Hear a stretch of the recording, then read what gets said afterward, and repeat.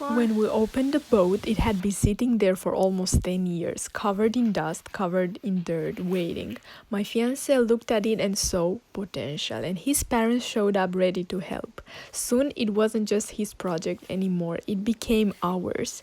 The girls tackled the seats and everything indoors, and the boys got to work on everything else. And somewhere between the buckets, the brushes, and the laughter, I think that the best things in life are rarely built alone. Sometimes restoration is a team effort, and that's what made this day so special.